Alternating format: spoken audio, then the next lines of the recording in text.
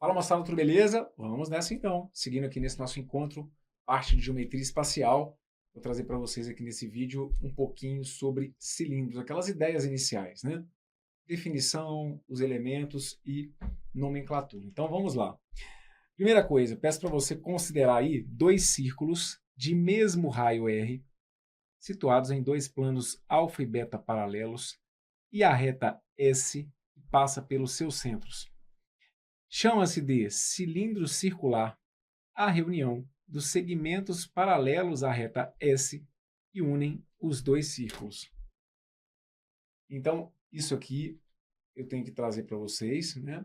Por conta primeiro do rigor geométrico e por conta de, às vezes, um ou outro examinador que vai ali querer fazer uma graça, cobrar uma questão teórica, e dá para cobrar questão teórica, inclusive de geometria, né?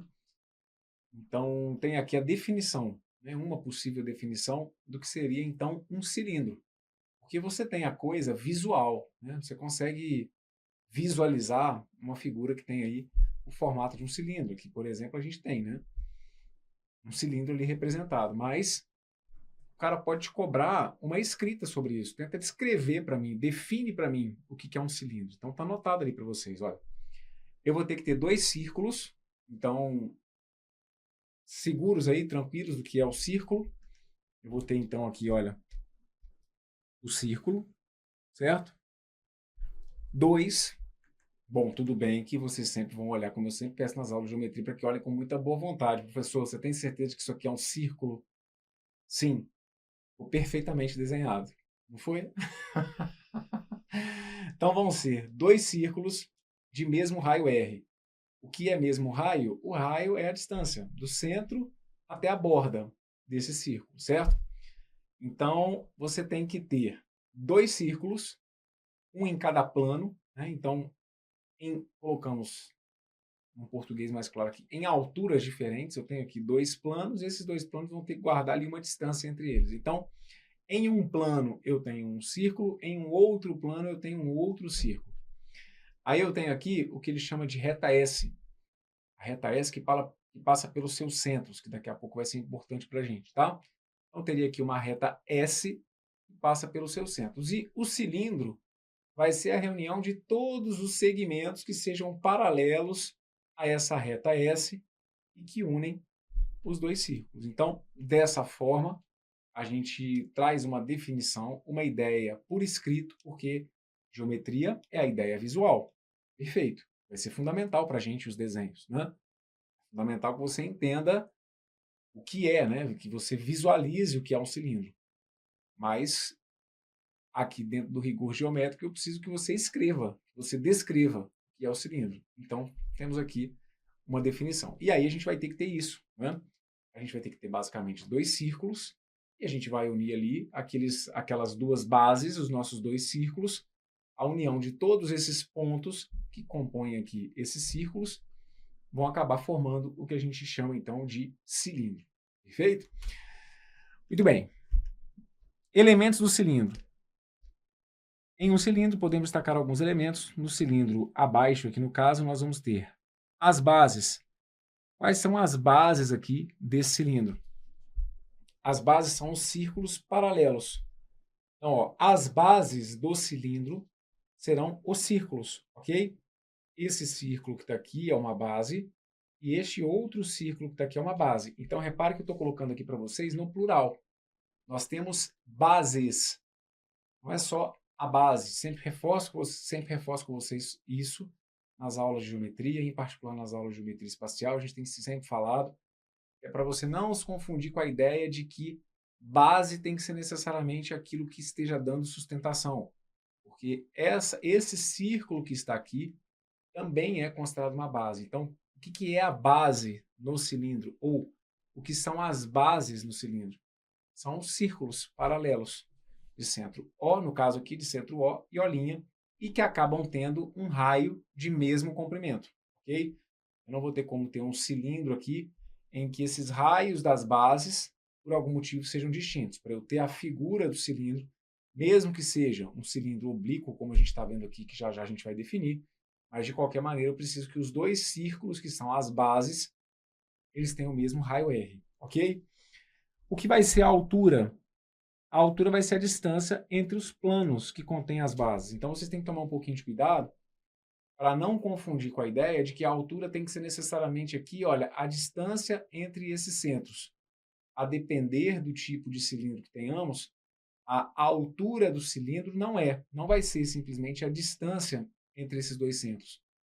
A altura do cilindro, sempre importante que vocês saibam, é a distância entre os planos. A gente não trouxe inicialmente a ideia de que eu teria seriam dois planos diferentes e que nesses planos eu teria ali os círculos. Pois bem, é a distância entre esses planos que define o que nós entendemos como sendo a altura do cilindro. Claro que daqui a pouquinho a gente vai mencionar, a gente tem uma tendência a, em boa parte das questões de prova, lidarmos com o chamado cilindro reto.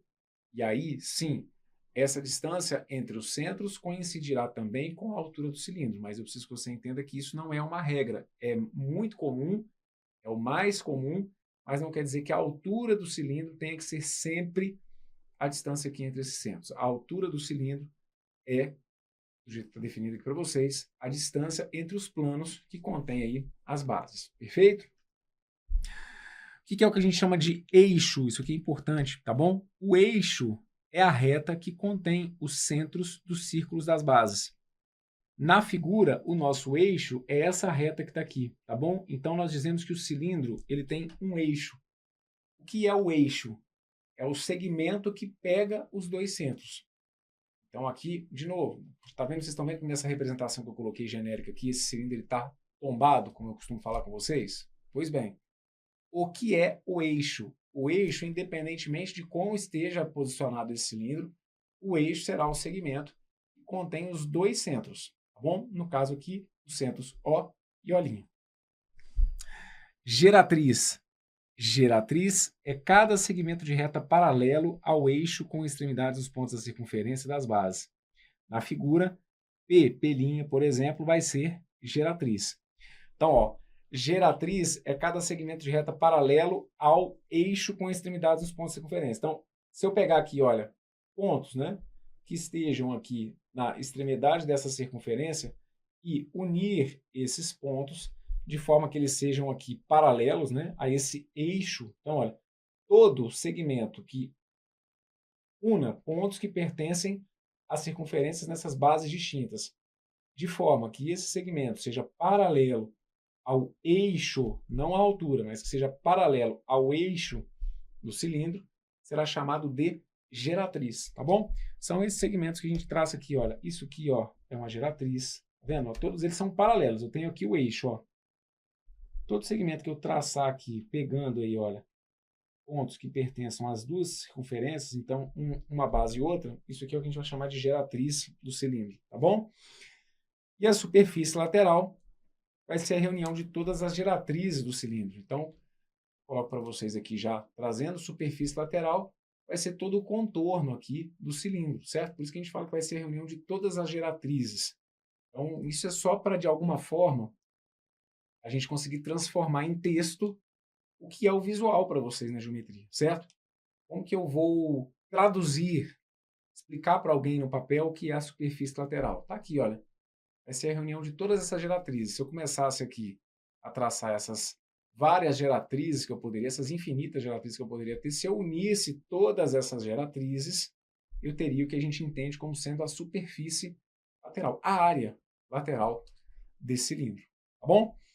Muito bem, então esses são os elementos, e claro que a gente vai ter que ter sempre muita atenção à questão das bases, da altura e principalmente aqui a questão da, né, também a questão da superfície lateral. Importante saber o que é o eixo, importante também ter noção da geratriz, mas acaba que a gente fala sempre muito sobre bases, altura e, a depender do exercício aí, sobre a necessidade de se entender o que é a superfície, a área lateral. Sobre nomenclatura, a gente tem basicamente duas opções.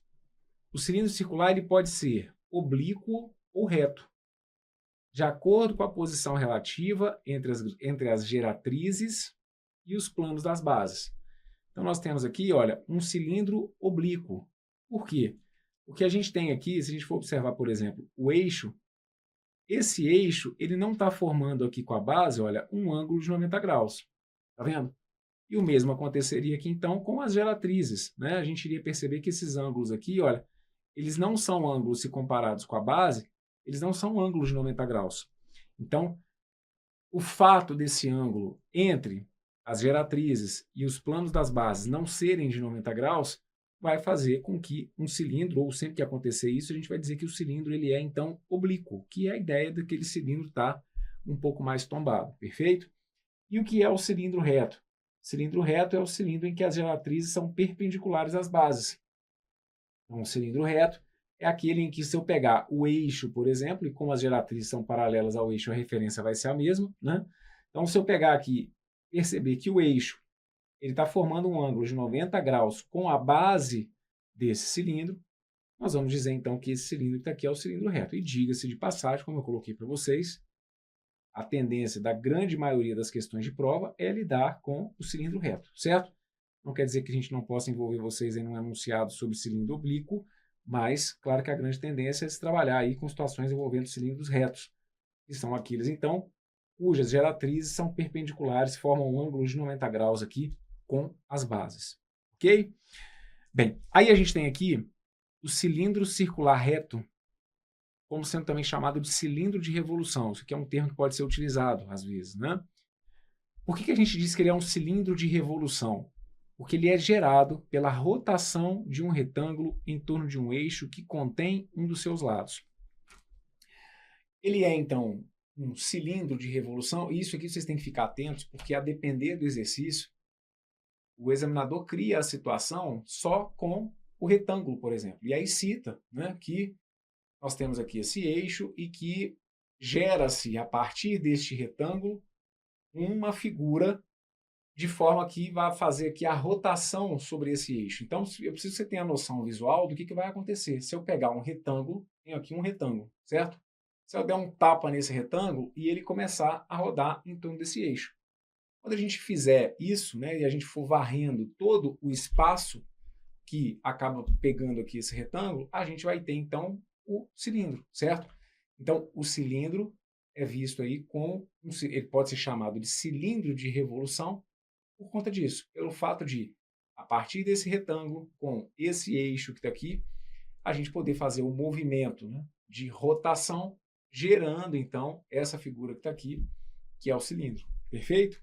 Então, se, professor, poxa, peguei lá um enunciado que falava de um cilindro de revolução. O que quer dizer isso? Cilindro revoltado? O que é isso? O cara quer fazer...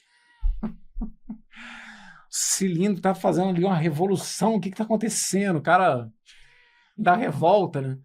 Nada. Aqui é no sentido de ter sido gerado justamente aqui por essa rotação desse retângulo em torno de um eixo. Tá bom? Maravilha. E aí aqui, só para deixar claro, né, aqui só para aproveitar, a gente tem então a indicação nessa figura do raio, tranquilo, que é a distância aqui do centro até a borda da circunferência.